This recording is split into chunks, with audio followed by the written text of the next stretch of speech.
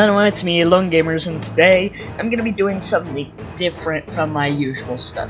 Instead of doing a Let's Play, since those are basically dead, I'm gonna be talking about and reviewing a little game called Goblins. And when I say little, I mean little. It only takes a little over an hour to beat the entire thing. There only being 5 levels. Before we start talking about the game itself, however, let's talk about its background, because I know you're all definitely super interested in knowing the history. Don't worry, they're timestamps. Goblins is a game released in December of 2022 by the indie legend David Szymanski. And if you don't recognize his name, I guarantee you'll recognize his work, as he made both Iron Lung and Dusk, as well as a few other games. Anyways, let's start talking about the actual game now. If I could describe Goblins in 5 words, I would describe it as 80s horror movie, the game, and you'll see why very soon. The first level is the museum, which introduces you to the game, as well as the first 2 goblin types, the brown and green goblins. Brown goblins simply walk towards you and try to stab you when they can hear you, and the green goblins throw knives at you from a distance. Every level from now on will also introduce 1 new goblin type to keep you on your toes.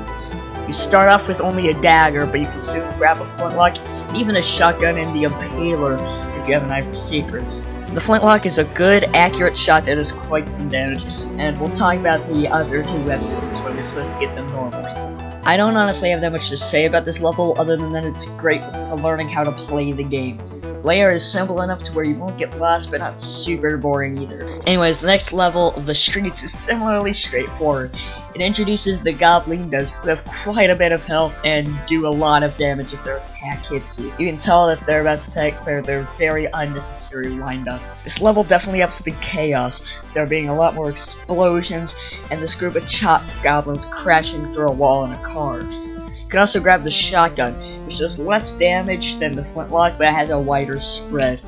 The level ends with you jumping through a time portal they somehow opened, landing you in an mansion, leading you to the obvious conclusion that the Goblins are attempting to recruit Dracula for their cause, that cause being, of course, chopping things. You won't have this, of course, so we grab the impaler, which shoots wooden stakes and functions similarly to a machine gun. You fight through more Goblins and are introduced to the Nosferatus, who walk towards you and leap at you to deal damage.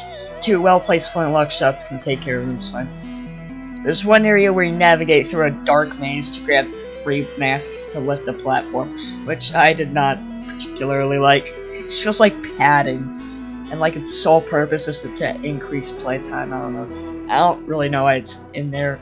Level ends with a boss fight against Dracula, who just walks around and occasionally stops the shit out of Florida bats. He also has plenty of wooden stakes in his room, ensuring you never run out.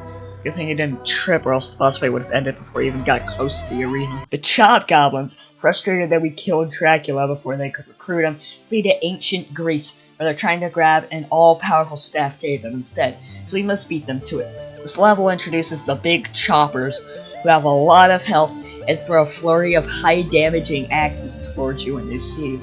I recommend rapid firing the shotgun at them when they're open, as their large bodies lead them to absorb all of the bullets. At the end of the level, you pick up the magical staff that they were looking for, which can do this. So yeah, it's kind of powerful. Its main use is crowd control, as it has a massive explosion, as you've just seen. Anyways, you then get sent to a future. That's not a grammar mistake, by the way. You actually just get sent to a possible future that will happen if you don't take care of the Goblin. This level introduces the Goblinators, function almost the exact same as the Green Goblins, only they're slightly faster, do more damage, and have more health. I think they're different, at least. They feel the exact same in the actual gameplay. This level is a massive gauntlet of challenges, testing the skills learned throughout the game. The last room in particular having a lot of ammo and a massive horde of different types of goblins. And that's when you shoot this giant hologram of the Goblin head, you're set back to the present, where there are no Goblins left to be seen, and everything is unchopped. However, the chest that unleashed the Goblin is still open, meaning the Goblins are still out there, waiting for the perfect time to make a sequel that will probably never happen. So yeah, that was Goblins. A short, fun, and kooky boomer shooter that feels like a playable, low-budget 80s horror movie. It's pretty fun and cheap too, sitting at around only $3. And honestly, I think that's a bargain for what's here. So if you have 3 spare dollars in a little over an hour, I recommend you try Chop Goblins. This is also my first time ever trying this video format, so I hope you enjoyed it. Let me know if you like this kind of video and if you want to see more in the future. Anyways, I'll see you guys next time. Peace.